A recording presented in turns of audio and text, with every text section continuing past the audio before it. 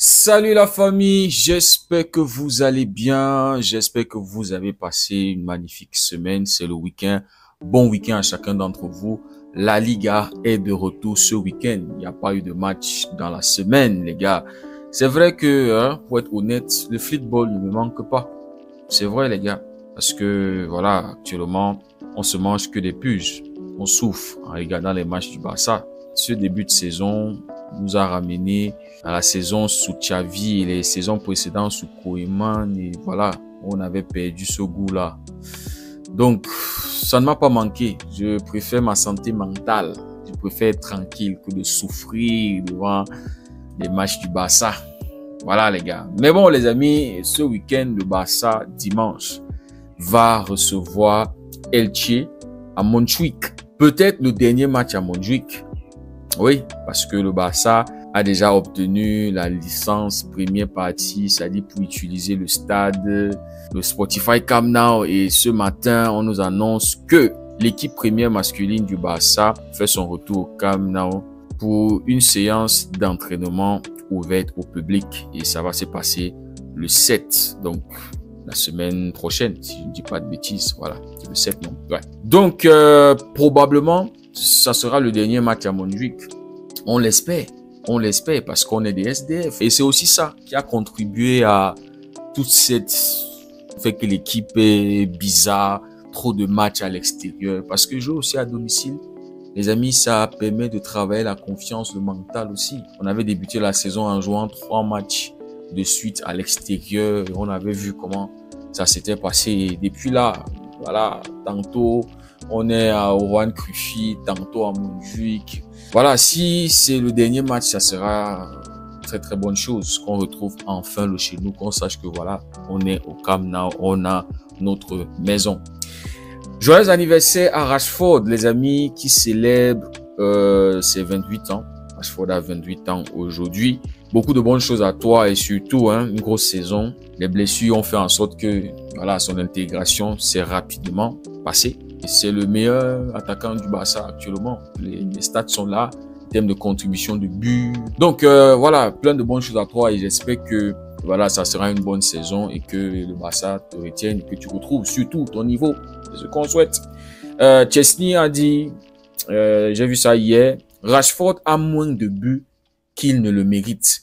Car à l'entraînement, quand il est en forme, on ne peut pas l'arrêter. S'il utilise davantage ce pied droit magique en match, il sera très dangereux.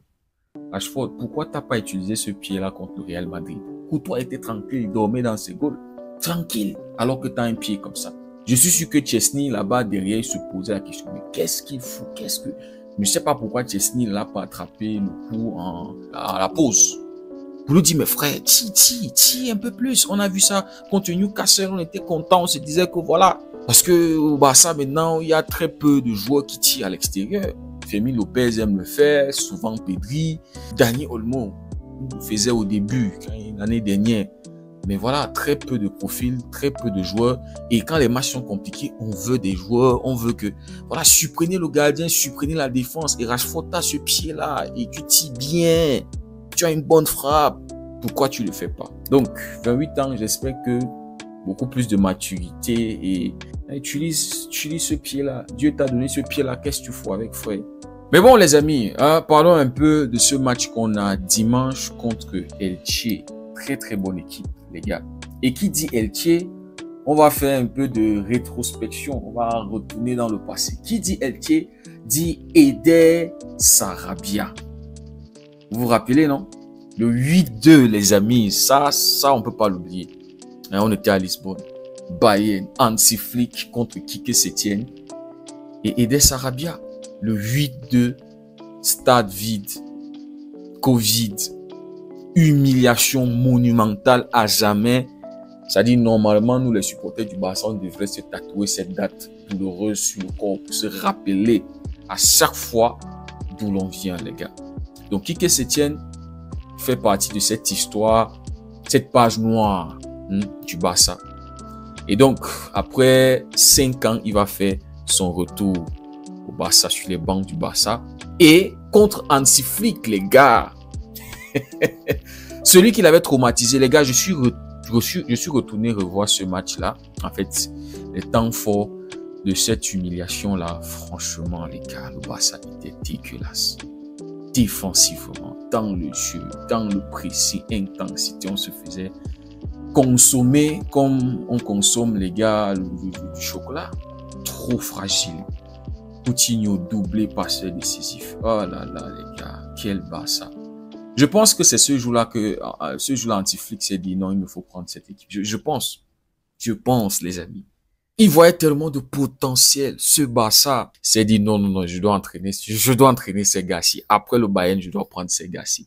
Mais bon, Eder Sarabia était le coach adjoint de Quique Sétienne. Eder Sarabia qui était méprisé dans le vestiaire. Quand je regardais les vidéos d'Eder Sarabia en tant que coach adjoint du Barça, je suis tombé sur une ancienne vidéo de Martian où il critiquait fortement le caractère des joueurs.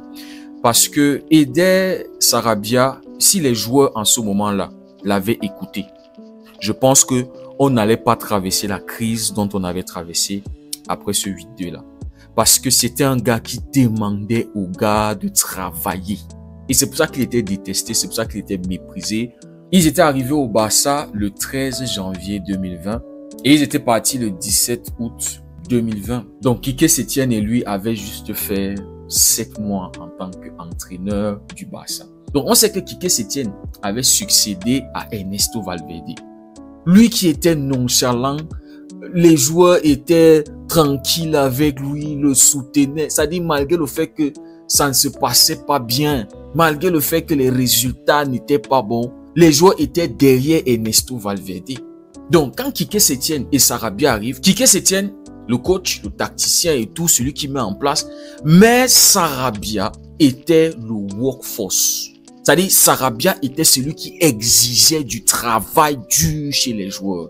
Et ça, arrivé dans un vestiaire où tu as Messi, Piqué, Jordi Alba, Alex Vidal, Griezmann et tout ça, les gars le méprisaient. Il y a une vidéo où Messi le snob, quand ils étaient en train de jouer contre Celta Vigo, c'était lors de la pause fraîcheur, on se rappelle, la pause fraîcheur s'était installée, si je ne dis pas de bêtises aussi, pendant cette période de Covid.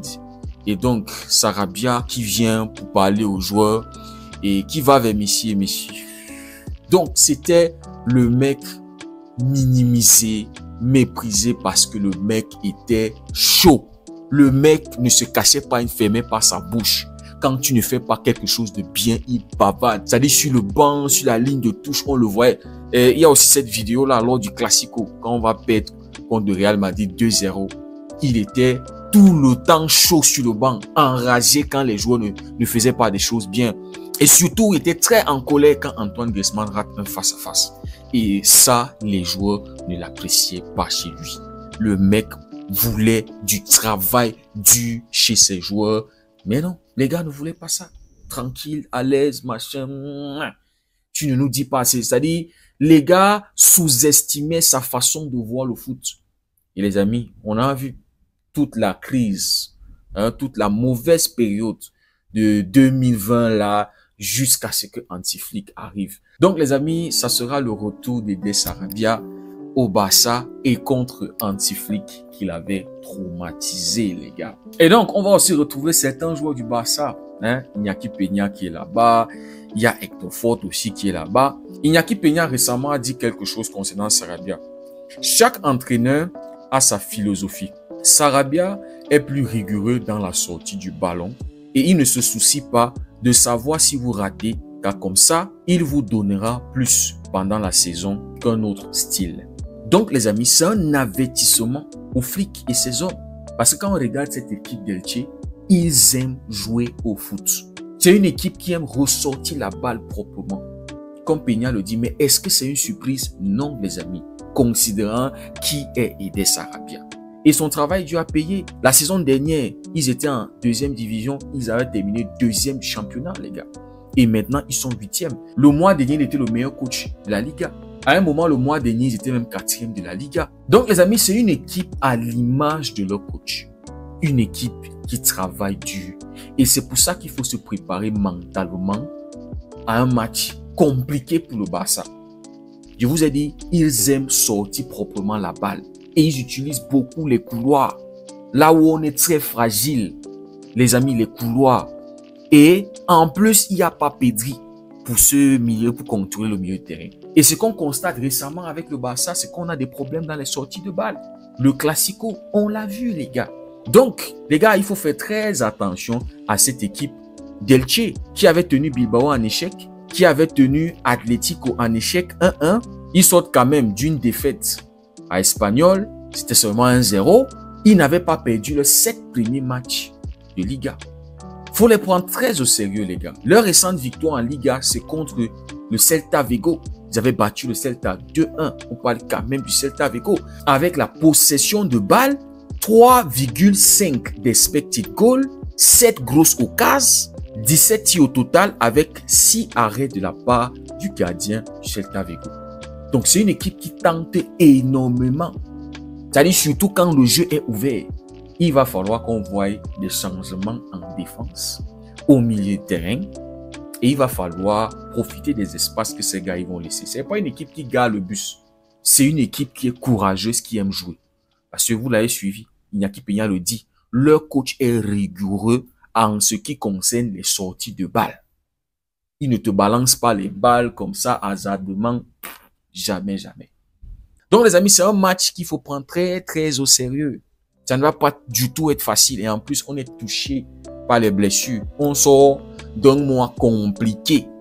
Très compliqué, les gars. Donc, les gars, ce week-end, il y aura ces retrouvailles entre Sarabia et Hansi Flick. Je ne sais pas, peut-être Sarabia, quelque part, à cette revanche-là, il veut. Je ne sais pas trop, mais cette fois-ci, c'est avec Elche. Voilà, c'est pas la même chose. Hansi Flick est maintenant au Barça. Mais bon, les amis, on verra bien comment ça va se passer. Dites-moi en commentaire ce que vous en pensez. Si le contenu vous a plu, n'hésitez pas à liker, à partager. Pour ceux qui découvrent cette communauté, n'hésitez surtout pas à nous rejoindre. Merci beaucoup d'avoir suivi la vidéo. On se dit à très bientôt. Prenez tout soin de vous. Que Dieu vous bénisse.